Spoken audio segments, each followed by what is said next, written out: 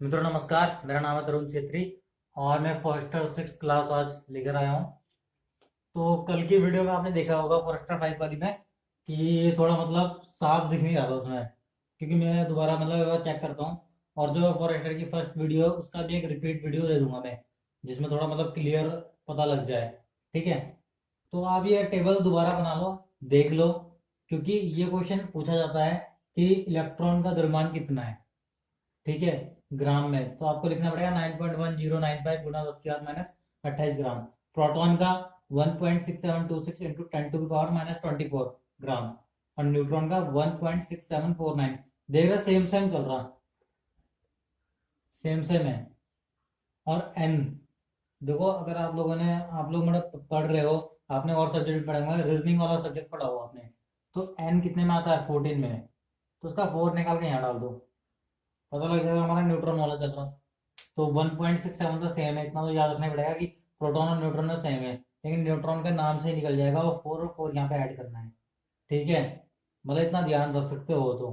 10 की पावर -24 इसमें भी सेम है। इधर द्रव्यमान हमारा किस में आ गया? एएमयू में। और एएमयू को किससे?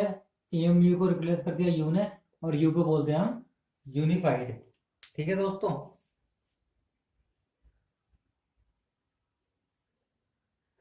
दोस्तों, हमारा न्यू चैप्टर जो है वो है जीवन की मौलिक इकाई।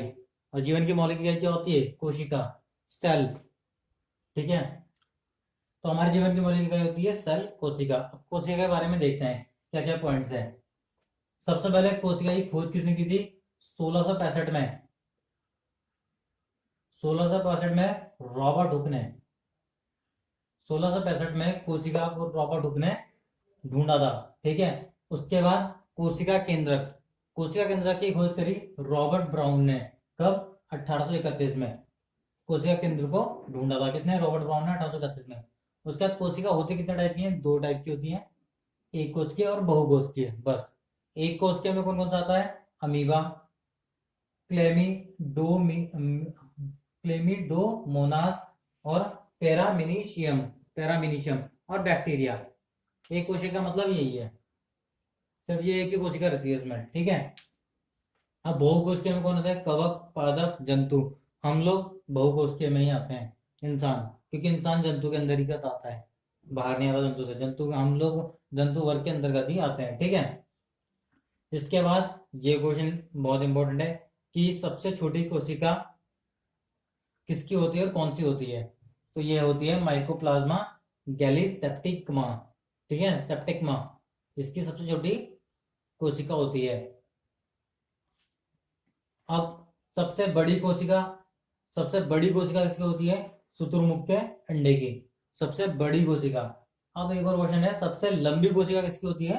तंत्रिका तंत्र की। जो तंत्रिका तंत्र नर्वस सिस्टम है हमारा, जो सूचनाएं इधर उधर देता है, वो होती है सबसे लंबी कोशिका, तंत्रिका तंत्र। अब एक लास्ट क्वेश्चन और, कि कोशिकाओं का अध्ययन क्या कहलाता है? ठीक है, कोशिकाओं का जैसे ऊतक है, ऊतक का अध्ययन क्या कहलाता है? हिस्टोलॉजी। वैसे ही कोशिकाओं का अध्ययन क्या कहलाता है? साइटोलॉजी। ठीक है, इसको बनाओ, इसके नोट्स बनाओ, इसको बना लो कॉपी में। अभी हमने कोशिका के बारे में पढ़ा था, है ना, कि कोशिका क्या है। तो कोशिका का एक डायग्राम बनाया मैंने, ये बना लेना। देखो, ये पूरी एक कोशिका ही है। ठीक है, पूरी एक कोशिका है। ये है कोशिका झिल्ली, ऊपर वाली आएगी कोशिका झिल्ली। इसी को हम प्लाज्मा झिल्ली ही बोलते हैं।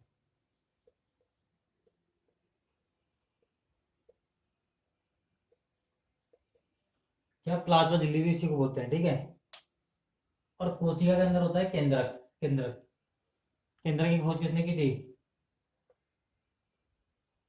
किसने की थी कोशिका के अंदर केंद्र की खोज? बताओ। अदरक करके था कुछ वो, केंद्रक, अदरक, रॉबर्ट ब्राउन। क्योंकि अदरक कैसा होता है? ब्राउन टाइप, ब्राउन कलर का होता है ना। तो केंद्रक को याद करने का यह तरीका है, केंद्रक और अदरक। और अदरक किस कलर का होता है? ब्राउन कलर का। तो रॉबर्ट ब्राउन, मैं भी भूल गया तो मुझे भी याद आ गया केंद्रक से, अदरक करके। तो दूसरा है केंद्रक, जैसे यहाँ पे कोशिका द्रव्य है, कोशिका द्रव्य वैसे केंद्रक द्रव्य होता है केंद्र के अंदर। तो जो हमारा एक कोशिका है, कोशिका को बनाता कौन है? केंद्र की कोशिका। ये जो केंद्र के न्यूक्लियस है, यही कोशिका का निर्माण करता है। अब चलते हैं हम जीव द्रव्य की में। सबसे पहला वाला पॉइंट, 1839 में जीव द्रव्य की खोज पुरकिंजे ने करी। अब ये जीव द्रव्य जो है, ये जीव द्रव्य, ये दो चीजों से मिलकर बना है, एक तो केंद्रक द्रव्य और दूसरा कोशिका द्रव्य। केंद्रक द्रव्य और कोशिका द्रव्य से मिलकर जीव द्रव्य बना है। जीव द्रव्य का जो 99% भाग है,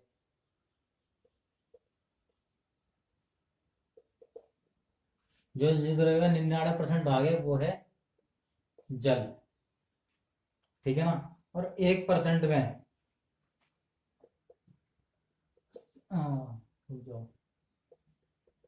और 1% भाग में ऑक्सीजन, ऑक्सीजन है हमारा, कार्बन है, हाइड्रोजन है, नाइट्रोजन है। क्या क्या है? ऑक्सीजन, कार्बन, हाइड्रोजन, नाइट्रोजन, ये चार चीजें 1% में, और बाकी 99% क्या है हमारा? जल है। अब ऑक्सीजन में हम देख लेते हैं ऑक्सीजन कितनी है, तो 76% तो उसमें ऑक्सीजन ही है, इस 1% के 76% में। 76% हमारी ऑक्सीजन है, ठीक है। कार्बन हमारी 10.5%, हाइड्रोजन हमारा 10%, और जो बचेगा वो क्या बचेगा? नाइट्रोजन 2.5%। तो ये है वो हमारा जीव द्रव्य। जीव द्रव्य की खोज किसने की थी? पुरकिंजे ने की थी। कब की थी? 1839 में। और जीव द्रव्य दो चीजों से मिलकर बना होता है, केंद्रक द्रव्य और कोशिका द्रव्य। और जीव द्रव्य के 99% भाग क्या है? जल है। 1% में ये सब है, जो भी ऑक्सीजन, कार्बन, नाइट्रोजन, हाइड्रोजन, ये सब क्या है? 1% में है। अब एक क्वेश्चन और लिखना है इसी में।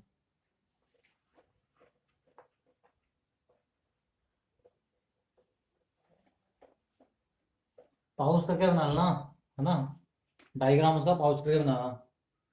अब जीव द्रव्य में अकार्बनिक और कार्बनिक यौगिक का अनुपात कितना होता है? जीव द्रव्य में अकार्बनिक और कार्बनिक,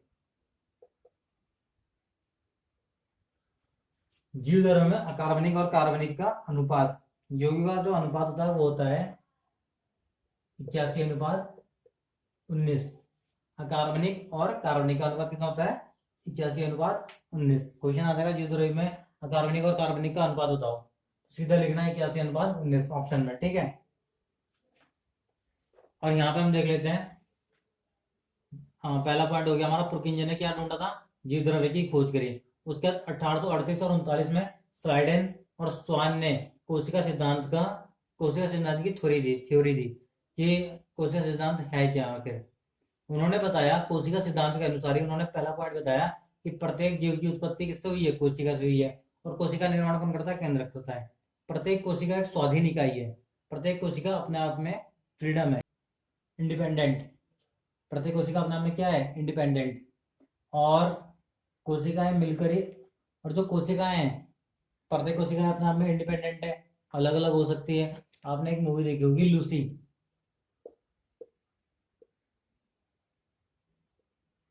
एक लूसी मूवी आई थी अभी, उसमें देखा, उसे देखना, उससे कोशिका का चैप्टर ही मतलब क्लियर हो जाएगा बहुत ज्यादा कि आखिर कोशिका मतलब इंडिपेंडेंट है कि नहीं है, ठीक है ना। वो एक स्वाधीन इकाई है कि नहीं, तुम्हें पता लग जाएगा।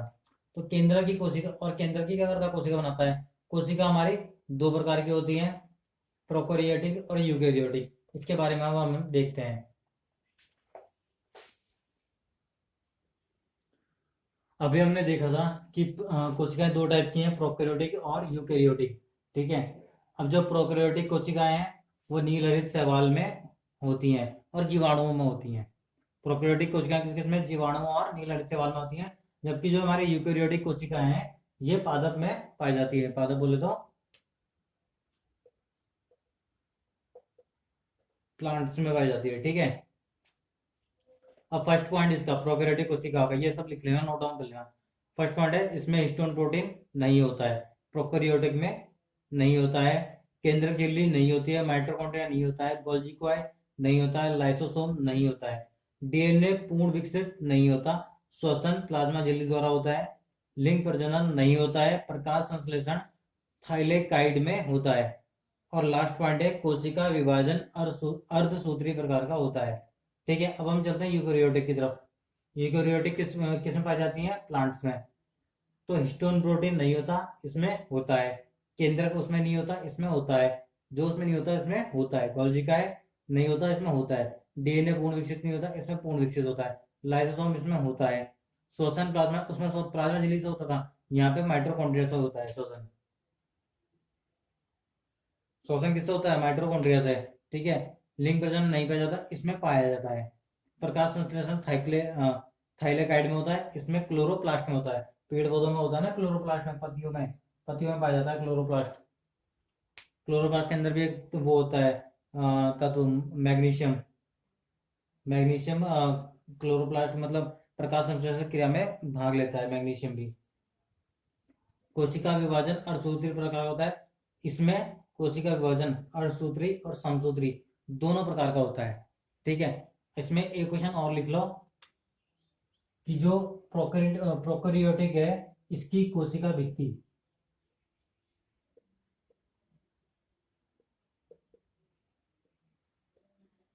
जो प्रोकैरियोटिक है उसकी कोशिका भित्ति प्रोटीन,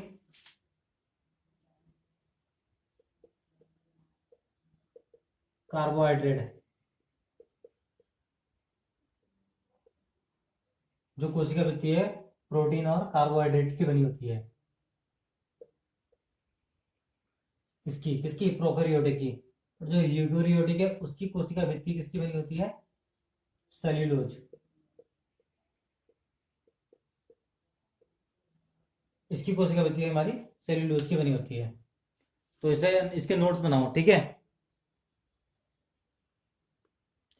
अब कोशिका के मुख्य भाग देखते हैं। कोशिका भित्ति, फर्स्ट पार्ट है कोशिका भित्ति।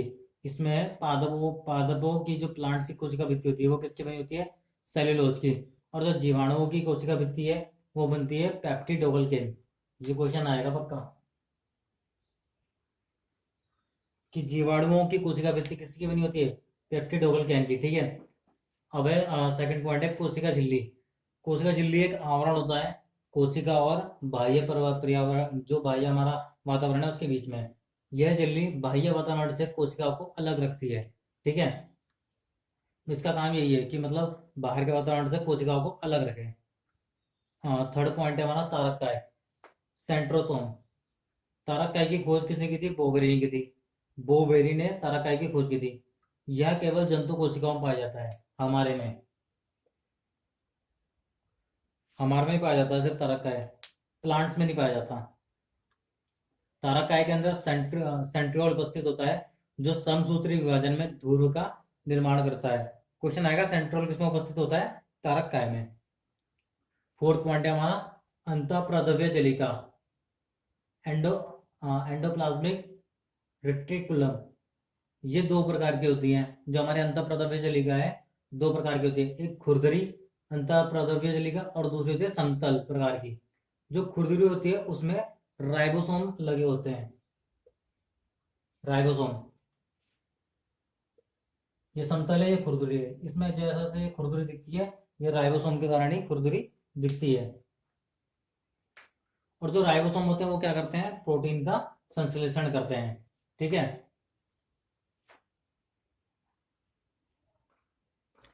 जो राइबोसोम है, राइबोसोम पेलाडे ने जंतु कोशिकाओं में ढूंढा। जो राइबोसोम है, राइबोसोम को पेलाडे ने जंतु कोशिकाओं में देखा था और राइबोसोम को रॉबिन्सन और ब्राउन ने पादप कोशिकाओं में देखा। ठीक है। पर इन लोगों ने इसका नाम राइबोसोम नहीं रखा। राइबोसोम जिसने नाम रखा उसका नाम था रॉबर्ट। रॉबर्ट ने राइबोसोम का नाम राइबोसोम रखा। और जो राइबोसोम है वो किस चीज का बना हुआ है? आरएनए और प्रोटीन का बना होता है। कौन? राइबोसोम। राइबोन्यूक्लिक एसिड, आरएनए की फॉर्म क्या है? Ribonucleic acid. और प्रोटीन का क्या बना होता है? राइबोसोम। और राइबोसोम को हम क्या बोलते हैं? प्रोटीन की फैक्ट्री।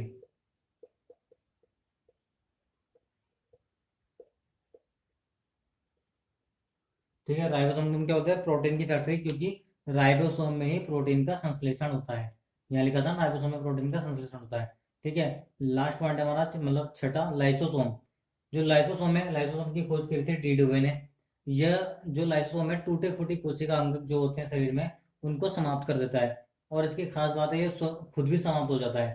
ठीक है। लाइसोसोम क्या है? उन टूटे फूटे कोशिका अंग को भी समाप्त करता है और स्वयं भी समाप्त हो जाता है। ये बहुत ही शक्तिशाली पाचनकारी होता है जो जटिल पदार्थों का भी पाचन कर देता है। ठीक है। अब जो लाइसोसोम है उसमें 24 प्रकार के एंजाइम पाए जाते हैं।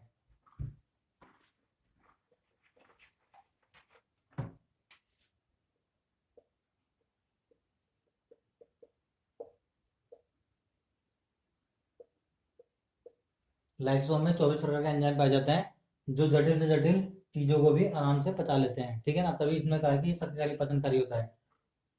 और लाइसोसोम को हम बोलते हैं आत्मघाती थैली।